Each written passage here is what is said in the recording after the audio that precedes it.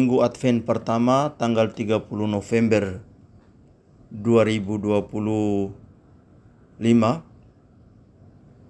para fasilitator dari Paroki Katedral Santo Yosef mengadakan rekoleksi dengan tema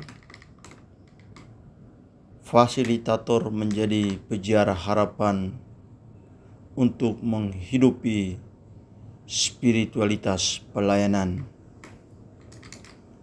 Rekoleksi ini dihadiri oleh 200-an peserta fasilitator.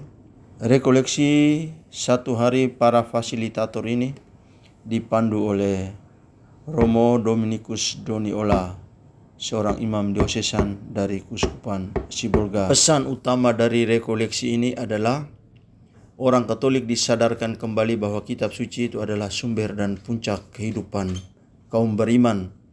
Oleh karena itu, kita semua diajak untuk rajin membaca, merenung, dan mengaplikasikan sabda Tuhan itu dalam kehidupan kita setiap hari. Tradisi menghidupi kitab suci harus menjadi warisan yang dilakukan secara turun-temurun. Malaikat Gabriel pergi ke sebuah kota di Galilea bernama Nazaret kepada seorang perawan yang bertunangan dengan seorang bernama Yusuf dari keluarga Daud. Nama perawan itu Maria. Artinya di sini saya dapatkan Malaikat Gabriel datang pada bulan ke-6. Mereka dengan pemikiran mereka, dengan pemahaman mereka, mereka tetap aktif membagikan apa yang telah mereka pahami secara bersama. Itu kan Quran itu kan? Itu sangat manusiawi, sangat bagus. Cerita itu bagus sekali. Cerita itu menunjukkan Yesus manusia seperti kita yang pada batas tertentu ketika menderita sekali. Atau baru lahir. Cerita yang konkret itu dimulai dengan berita bahwa Yesus bangkit. Cerita itu yang dimiliki oleh para rasul kita. Ya.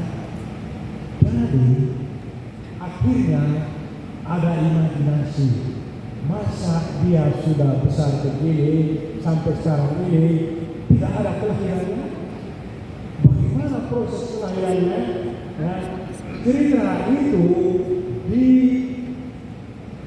diyakini oleh para penulis kita yakini diinspirasi oleh Tuhan sendiri. Mereka fahami supaya mereka terlibat, mereka aktif, bukan hanya pendengar yang pasif, diam-diam saja.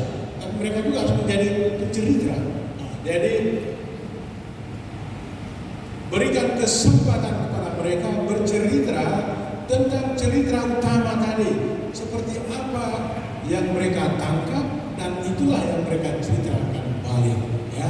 Jadi itu kira-kira dua kelompok basis ya yang ada di antara kita. Kita kan ratusan basis ya.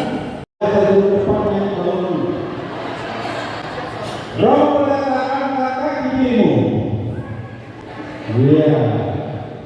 Tidak mungkin saya cuma mengatakan tentang iman dan mendukung kita sebagai fasilitator bisa diri kita masing-masing.